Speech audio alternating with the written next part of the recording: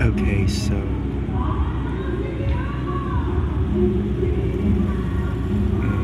wow, that's really good. All right, there's a massive party going on here, and they're really loud over there. So that's gonna be my intro now. Okay, so you're asking the right questions, and immediate answer to that is good job. To go straight to the point, you're absolutely correct asking that particular question, but that is only in the paradigm of those who are in flesh raiment of life. When you are here standing with a shadow, you always think about destruction here, don't we? But that's the beauty of the work, because I'm working on extracting the energy from my elements, and my elements come from the smallest part that you can think and see right now, and up to the biggest exponential increment of it by design.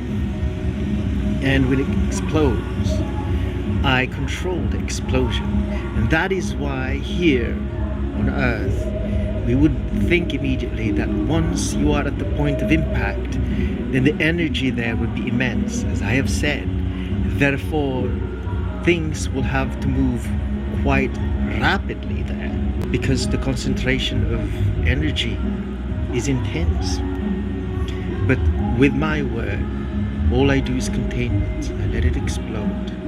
I slow it down with magnetic forces, and I extract the energy from that explosion little bit by little bit.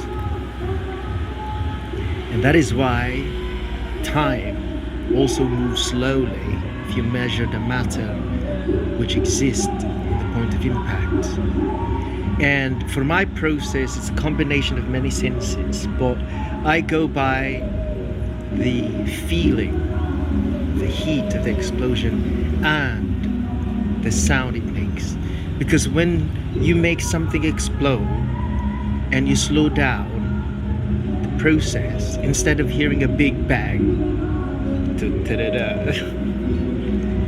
you will actually hear a melody out of it. And that is how I measure things. And for the memory of the humans, we right now, memory is controlled both by the spirit and the flesh. But the spirit holds the energy matrix, whilst the body holds the electro-biochemical reaction, composition of the body. And with the right combination of all of that, aligning the engrams of the matter of the brain, sparking it with the spirit, my Holy Spirit, then comes the recollection of memories. And so for those individuals who are now forgetting things, reverting back into their childlike behavior, especially the old, those are the individuals who have made a pact with lies. And they have written in their DNA a certain lie, many lies, when they were young. And they have reached to a point now when the spirit can no longer allow that lie which they have kept in their minds, which they have kept believing since the beginning of the writing of that particular DNA they're holding now. And so when the spirit cuts that off, and I cut it off, and I hold a certain information or notion or paradigm to be invalid, then the memory of that person will then be cut off from that point of when they lied about it, like a branch of the tree being cut off, and they will revert to that state of being a child, like.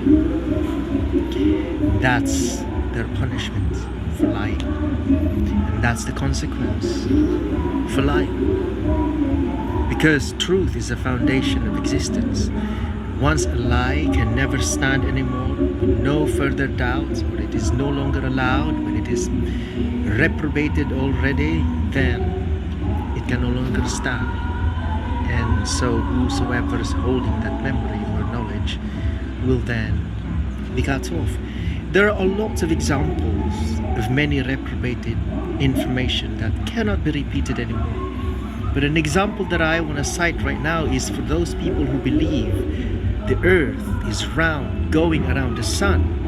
That will soon be reprobated, and if they can't let go and they cannot learn the truth, then they will revert into that state when they started believing it, and then they don't always become like child, but they will revert back to a point where their mind had been set during the establishment of that lie.